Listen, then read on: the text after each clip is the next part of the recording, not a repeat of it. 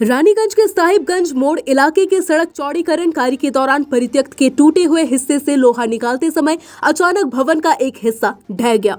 इसमें दबने से 2 की मौत हो गई। 2 शवों को निकाला गया तथा स्थानीय लोगों को आशंका है कि इसके नीचे कई लोग दबे हुए हैं।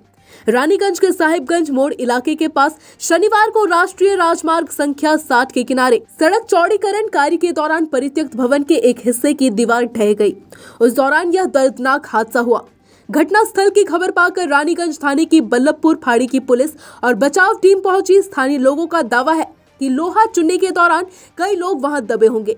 पुलिस प्रशासन सभी मामलों पर नजर बनाए हुए है। त्वरित बचाव के लिए विभिन्न सामग्रियां वहां लाई जा रही है। फिलहाल मकान के टूटे हुए हिस्से को जेसीबी मशीन से हटाया जा रहा है।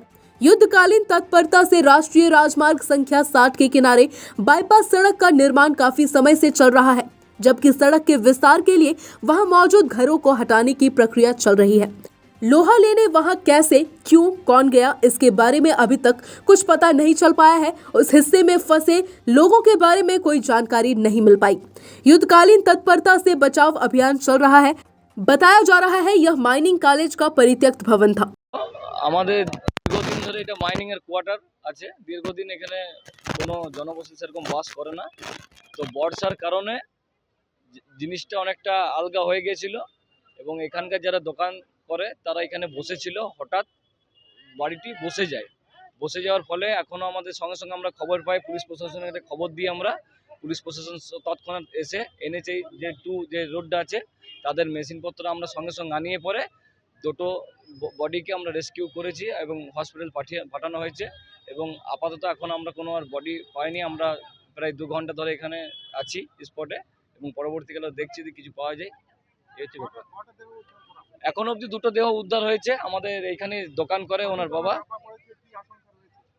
আমরা যা শুনছিলাম 2 জনাই চাপা পড়েছে, যেহেতু এরা বসে গল্প করছিল এখানে, হঠাৎ করে চাপা পড়ে যায় এবং দেখছি আমরা আরও যদি আশেপাশে যদি কেউ থাকে সেটাও আমাদের মেশিন এখন অবধি দেখছে কি হয়েছে ব্যাপারটা। এখানে আমাদের একটা এখানেই বাসিন্দা রাজীব দাস নাম বাবান। ঘটনা হয়েছে প্রায় 2 ঘন্টা আগে। এটা সাহেবগঞ্জ বাইপাস মোড়। তাদের নাম আমাদের পাওয়া গেছে। এখানে নাম হচ্ছে রাজীব দাস আর এখানে আরেকটি কি নাম আছে, কাঠগাদার বাসিন্দা। দেখে বলতে হবে কি নামটা আছে। গির্জাপাড়ায় কাঠগাদার বাড়ি। আর এটা সাহেবগঞ্জে এখানে দোকান করে তার বাবা দিলীপ দাস নাম। এখন আমরা আরো উচ্চ নেতৃত্বের সাথে কথা বলি এবং পুলিশ প্রশাসনের সাথে কথা বলি কিভাবে কি করা যায় এবং আগামী আবার তাদের ফ্যামিলিকে কি বলা যায় সেই হিসাবে আমরা দেখছি। আমার নাম সন্দীপ গোরাই, 11 पंचायत उपप्रधान। रानीगंज से सत्यनारायण सिंह की रिपोर्ट।